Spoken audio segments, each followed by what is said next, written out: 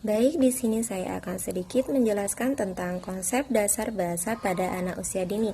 Nah, untuk pengertian bahasa ini adalah kemampuan anak dalam memahami bahasa dan mengungkapkan pikiran, gagasan, serta perasaan dan keinginannya. Nah, melalui simbol verbal maupun non-verbal. Nah, kemampuan ini akan berkembang secara bertahap sesuai dengan usia, pengalaman, dan stimulasi yang akan diterima oleh anak. Nah, pada masa usia dini, ini pengembangan bahasa terjadi secara cepat. Nah, anak akan mulai mengenal bunyi seperti musik dan lainnya. Juga mengucapkan kata-kata sederhana, maaf, tolong, terima kasih, menyusun kalimat sederhana, hingga mampu melakukan percakapan sederhana dengan orang lain. Lalu ada beberapa fungsi bahasa pada anak usia dini. Nah, yang pertama sebagai alat komunikasi. Nah, bahasa ini digunakan anak untuk menyampaikan keinginan, bertanya, menjawab pertanyaan, serta berinteraksi dengan orang lain. Nah, misal ketika anak meminta tolong kepada orang tuanya untuk mengambilkan suatu barang yang tidak bisa dijangkau olehnya. Lalu sebagai sarana ekspresi diri. Nah, melalui bahasa, anak dapat mengungkapkan perasaan seperti ketika sedang senang, sedang sedih, marah, atau kecewa maupun rasa takut. Ketiga, sebagai alat pengembangan kognitif. Nah, bahasa ini membantu anak dalam memahami konsep-konsep sederhana, meningkatkan daya ingat, berpikir logis, dan memecahkan suatu masalah. Nah, yang keempat, sebagai sarana interaksi sosial. Dengan bahasa, anak akan belajar bekerja sama, berbagi, menghargai teman, serta menjalin hubungan sosial yang baik. Nah, yang terakhir sebagai dasar literasi awal. Nah, bahasa menjadi dasar kemampuan membaca dan menulis, di mana anak mulai mengenal kosakata, huruf, simbol, dan menikmati kegiatan membaca cerita bergambar. Selanjutnya ada beberapa aspek perkembangan bahasa pada anak usia dini. Nah, yang pertama ada fonologi, di mana fonologi ini merupakan kemampuan anak dalam mengenali, membedakan, dan mengucapkan bunyi-bunyi bahasa dengan benar, seperti mama, papa, bola, kakak, nenek, dan lainnya. Yang kedua ada morfologi, di mana morfologi ini berkaitan dengan kemampuan anak dalam memahami bentuk kata dan perubahan kata seperti menggunakan kata dasar maupun imbuhan sederhana, seperti anak mengatakan bermain daripada main.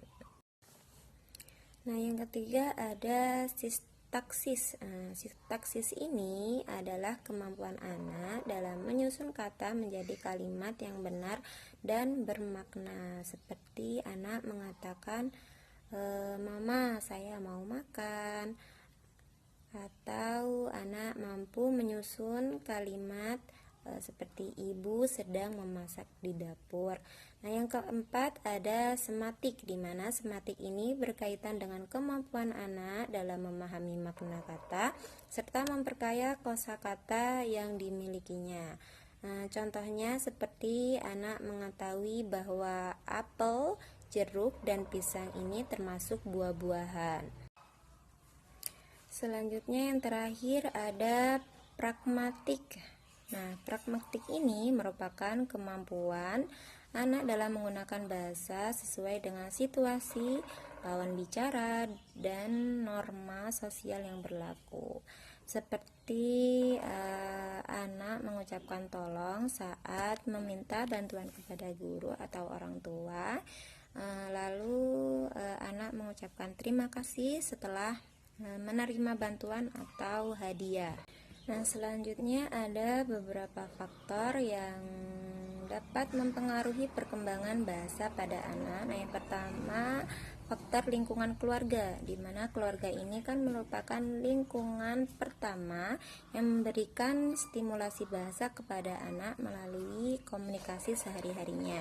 Nah, yang kedua ada stimulasi dan interaksi sosial. Nah, semakin sering anak diajak berbicara, berdiskusi, bermain, dan mendengarkan cerita, maka kemampuan bahasanya ini akan berkembang lebih baik.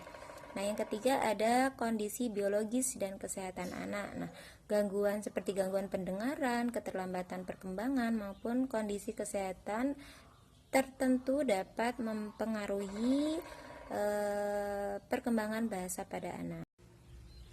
Nah, yang keempat ada tingkat pendidikan dan pola asuh orang tua. Nah, orang tua yang aktif dalam berkomunikasi dan memberikan stimulasi positif akan dapat membantu perkembangan bahasa secara optimal. Nah, yang terakhir ada pengaruh media dan teknologi, di mana penggunaan media digital yang tepat dapat membantu perkembangan bahasa. Nah, namun penggunaan gawai secara berlebihan juga dapat mempengaruhi interaksi langsung sehingga menghambat perkembangan bahasa pada anak. Selanjutnya ada strategi perkembangan bahasa pada anak usia dini. Di sini ada beberapa strategi yang dapat dilakukan guru maupun orang tua. Nah, yang pertama yaitu membacakan buku cerita secara rutin atau ketika anak sebelum tidur. Kedua, mengajak anak bernyanyi dan bermain peran, seperti bermain peran dokter-dokteran atau sebagai penjual dan pembeli.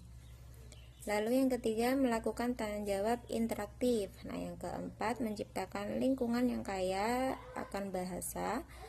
Yang kelima, menggunakan media visual dan alat peraga dalam pembelajaran.